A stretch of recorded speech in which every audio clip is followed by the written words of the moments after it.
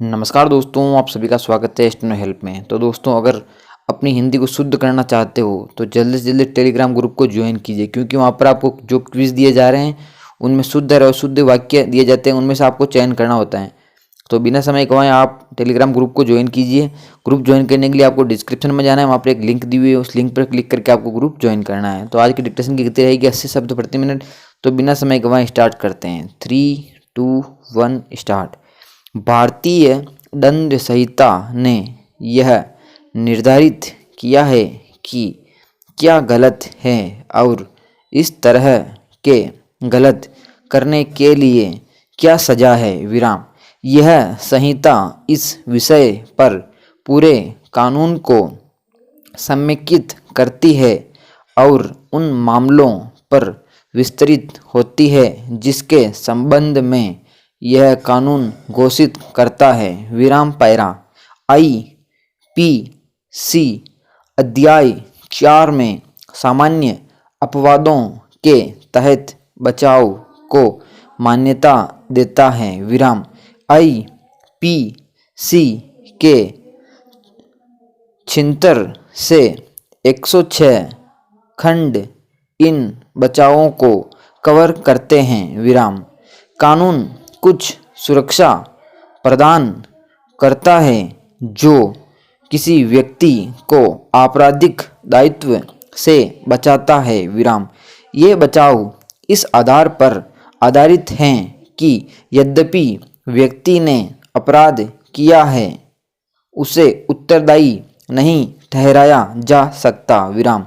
ऐसा इसलिए है क्योंकि अपराध के आयोग के समय या तो प्रचलित परिस्थितियां ऐसी थी कि व्यक्ति का कार्य उचित था या उसकी हालत ऐसी थी कि वह अपराध के लिए अपेक्षित पुरुष नहीं बना सकता था विराम।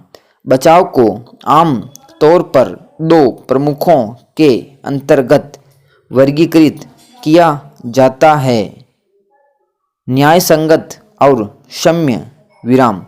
इस प्रकार एक गलत करने के लिए किसी व्यक्ति को इसके लिए कोई औचित्य या बहाना किए बिना एक गलत कार्य करने के लिए जिम्मेदार होना चाहिए विराम। पैरा अपराध में शामिल एक या एक से अधिक व्यक्तियों द्वारा अपराध किया जा सकता है, फिर उनकी देनदारी उनकी भागीदारी की सीमा पर निर्भर करती है विराम। इस प्रकार संयुक्त देयता का यह नियम अस्तित्व में आता है विराम। लेकिन एक महत्वपूर्ण तथ्य यह है कि कानून के पास उस बहकने वाले के बारे में जानकारी है जिसने अपराध में दूसरे को मदद दी है विराम। यह नियम बहुत प्राचीन है और हिंदू कानून में भी लागू किया गया था विराम। अंग्रेजी कानून में अपराधियों को 4 श्रेणियों में विभाजित किया गया है, लेकिन भारत में कर्ता और उसके सहायक के बीच केवल एक ही अंतर है, जिसे बहकने वाले के रूप में जाना जाता है विराम।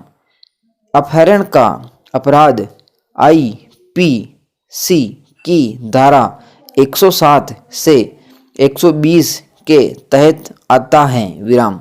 धारा 107 किसी चीज की अवहेलना को परिभाषित करता है और खंड 108 बहकने वाले को परिभाषित करता है विराम। पैरा ज्ञानी झैल सिंह भारत के 7वें राष्ट्रपति रहे विराम।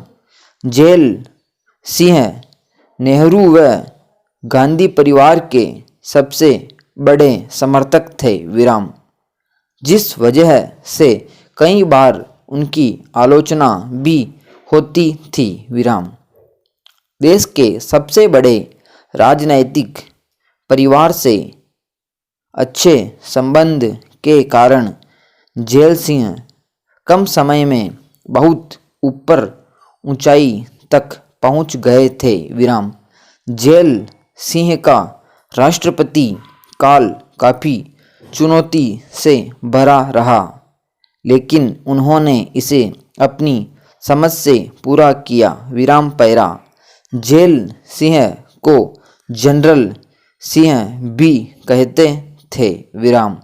उनका जन्म 5 मई 1916 को पंजाब के फरीदकोट जिले के संधवान ग्राम में हुआ था। विराम। इनके पिता का नाम किसान सिंह था, जो एक किसान एवं बढ़ई थे। विराम। बचपन में ही उनकी माता चल बसी थी, जिस वजह से इनका पालन पोषण इनकी मौसी ने किया था। विराम। झेल सिंह जी को शुरू से ही पढ़ाई से ज़्यादा लगाव नहीं था। विराम। उन्होंने अपनी स्कूली शिक्षा भी पूरी नहीं की। विराम। झेल सिंह को उर्दू भाषा सीखने का मन में हमेशा से काफ़ी उत्साह रहा, सो अपनी इस इच्छा पूर्ति के लिए उन्होंने उर्दू का ज्ञान प्राप्त भी किया। विराम। थोड़े समय बाद उन्हें गाना बजाना सीखने की धुन सवार हुई। पैसे की तंगी के कारण वे एक हारमोनियम बजाने वाले के यहाँ उसके कपड़े धोकर, उसका खाना बनाकर हारमोनियम बजाना सीखने लगे। विराम समाप्त। तो दोस्तों, ये थी डिक्टेशन। आपको कैसी लगी कमेंट करके ज़रूर बताएं। अच्छी लगी हो तो लाइक करें, अपने दोस्तों में ज़रूर शेयर करें और चैनल को ज़्यादा से ज़्यादा सब्सक्राइब करें। मिलते हैं नेक्स्ट वीडियो में। जय हिंद।